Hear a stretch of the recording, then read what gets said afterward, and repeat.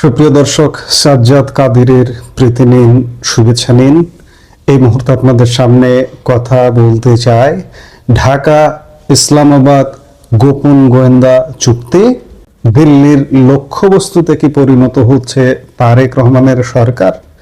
আমি কয়েকদিন ধরেই বলছি যে তারেক রহমান সরকার দিল্লিকে এক প্রকার বৃদ্ধাঙ্গুলি প্রদর্শন করা শুরু করেছে।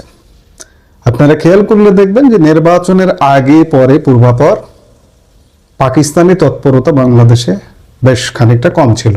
ইউনূসের আমলে যে তৎপরতা, তাতে মনে হচ্ছিল যে পাকিস্তান মনে হয় বিদায় নিয়েছে, কিন্তু না।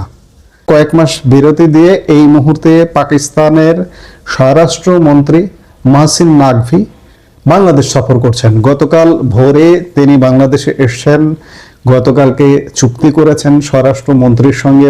আজকে রাতে তিনি ঢাকা ত্যাগ করবেন, আজকে রাতের ফ্লাইটে।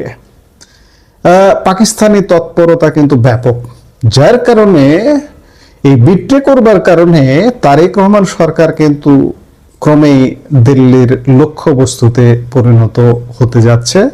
এটা অনেকটাই সুস্পষ্ট হয়ে উঠছে সবকিছু মিলায়, যার দরুন দক্ষিণ এশিয়ার ভূ রাজনীতিতে বড় ধরনের পরিবর্তনের আভাস পাওয়া যাচ্ছে। ঢাকা ইসলামাবাদের মধ্যে সম্পাদিত একটি চুক্তি নিয়ে এখন রীতিমতো তোলপাড় শুরু হয়েছে। অনেকে বলছেন এই চুক্তি ভারতের কপালে চিন্তার ভাঁজ ফেলে দিতে পারে। তারেক রহমানের নেতৃত্বাধীন সরকার কি তবে দিল্লির ক্রস হেয়ার বা লক্ষ্যবস্তুতে পরিণত হতে যাচ্ছে? কেন একটি মাদক বিরোধী চুক্তিকে ঘিরে গোয়েন্দা তৎপরতার গন্ধ পাচ্ছেন বিশেষজ্ঞরা?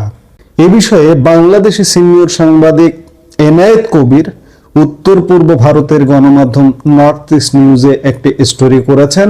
সেই স্টোরির আলোকেই আমরা বিস্তারিত বিশ্লেষণ করতে চাই। গতকাল 8 মে ঢাকার ইন্টারকন্টিনেন্টাল হোটেলে এক বিশেষ অনুষ্ঠানে বাংলাদেশের স্বরাষ্ট্রমন্ত্রী সালাউদ্দিন আহমেদ এবং পাকিস্তানের স্বরাষ্ট্রমন্ত্রী সৈয়দ মহসিন রাজা নাকভি একটি পারস্পরিক গোয়েন্দা সহযোগিতা চুক্তিতে স্বাক্ষর করেন। আপাত দৃষ্টিতে এটি মাদক নিয়ন্ত্রণ বা counter narcotics memorandum of understanding মনে হলেও এর ভেতরে লুকিয়ে আছে গভীর কিছু নিরাপত্তা সংশ্লিষ্ট বিষয়। বিশেষজ্ঞরা বলছেন এই চুক্তির মাধ্যমে বাংলাদেশে পাকিস্তানি গোয়েন্দা কর্মকর্তাদের উপস্থিতির একটি আইনি ভিত্তি তৈরি হতে পারে। দুই দেশের তিক্ত ও অমীমাংসিত ইতিহাসের প্রেক্ষাপটে এটি বাংলাদেশের জাতীয় নিরাপত্তার জন্য কতটা ঝুঁকিপূর্ণ তা নিয়ে এখন নানা প্রশ্ন উঠছে। চুক্তির একটি গুরুত্বপূর্ণ শর্ত হলো উভয় দেশ একে অপরের গোয়েন্দা তথ্য, প্রযুক্তিগত সহায়তা এবং কার্যকরী সহযোগিতা প্রদান করবে।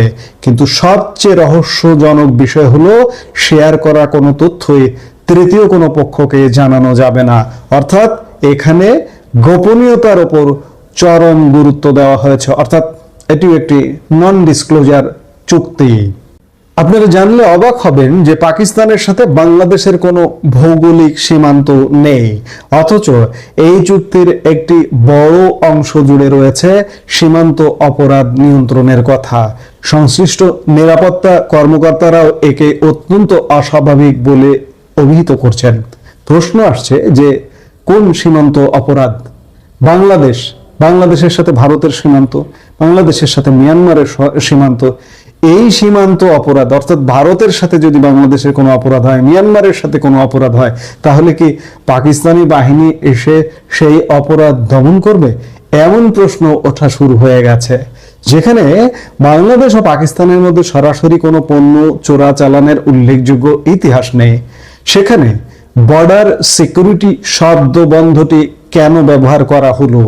বর্তমানে মিয়ানমার এবং ভারত সীমান্ত দিয়ে বাংলাদেশে মাদক প্রবেশের অভিযোগ রয়েছে, কিন্তু পাকিস্তানের গোয়েন্দা সংস্থাগুলোকে যদি এই স্পর্শকাতর সীমান্ত এলাকাগুলোতে অবাধে কাজ করার সুযোগ দেওয়া হয়, তবে ভারতের নিরাপত্তা মহলে ক্ষুব্ধ হওয়াটা খুবই স্বাভাবিক।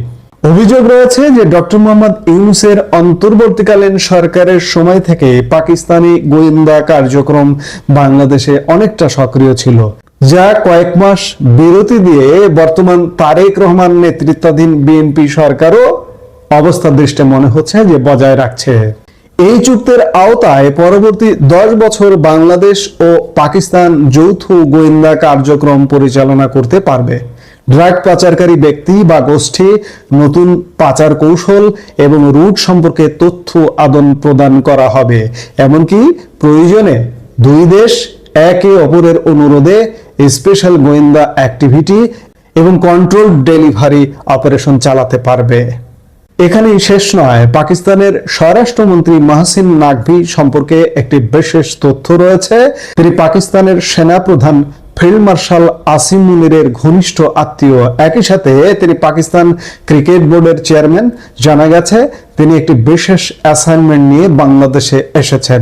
সবচেয়ে উদ্বেগজনক তথ্যটি হলো বাংলাদেশের প্রধান দুটি গোয়েন্দা সংস্থা এনএসআই এবং ডিজিএফআই কে এই অত্যন্ত সংবেদনশীল চুক্তি সম্পর্কে আগে থেকে বিস্তারিত জানানো হয়নি।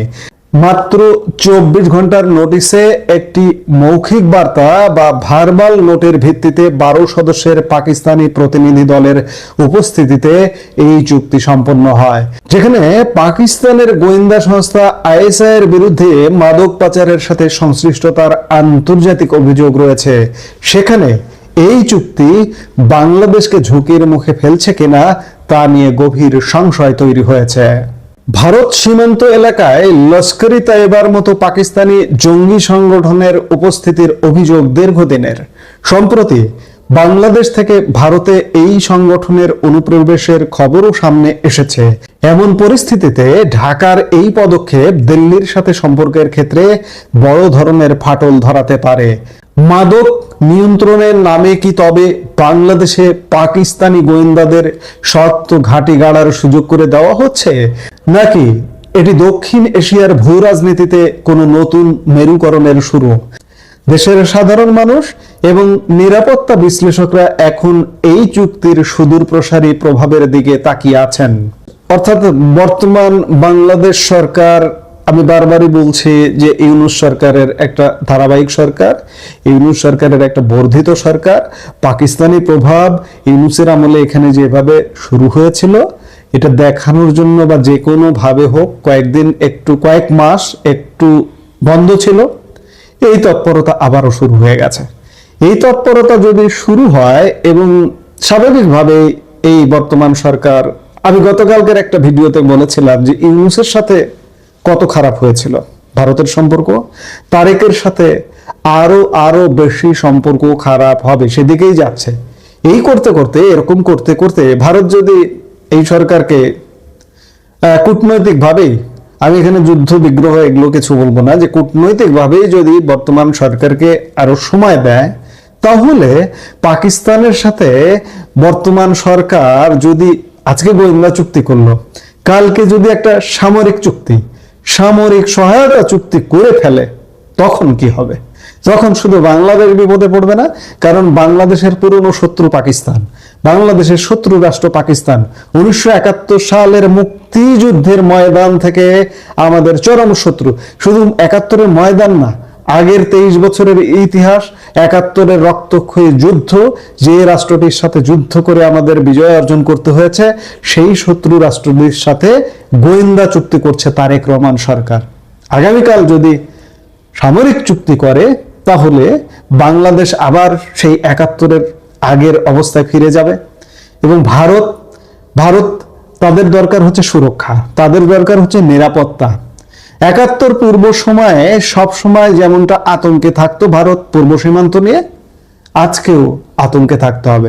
ভারত যদি দেরি করে, আমি বারবার বলছি যে কূটনৈতিক ভাবে এটাকে ফেস করতে যদি দেরি করে, তাহলে ক্ষতিগ্রস্ত হবে বাংলাদেশ, ক্ষতিগ্রস্ত হবে ভারত। এখন দেখার বিষয় যে আমরা বলছি যে ভারতের লক্ষ্যবস্তুতে পরিণত হচ্ছে কি তারেক রহমান সরকার। আমরাও তেমনটা দেখছি যে ভারতের লক্ষ্যবস্তুতে পরিণত হতে পারে কিনা বা হচ্ছে কিনা। এখন সেটাই দেখার বিষয় যে লক্ষ্যবস্তুতে যদি পরিণত হয়, তাহলে ভারত এটিকে কিভাবে মোকাবেলা করবে, সেটি আমরা দেখতে চাই যে সামনে কি ঘটছে। এই মুহূর্তে ভিডিও থেকে বিদায় নিচ্ছি। সবাই ভালো থাকুন, সুস্থ থাকুন, দেখা হবে পরবর্তী ভিডিওতে। আমাদের ভিডিওগুলো নিয়মিত পেতে সাবস্ক্রাইব করুন।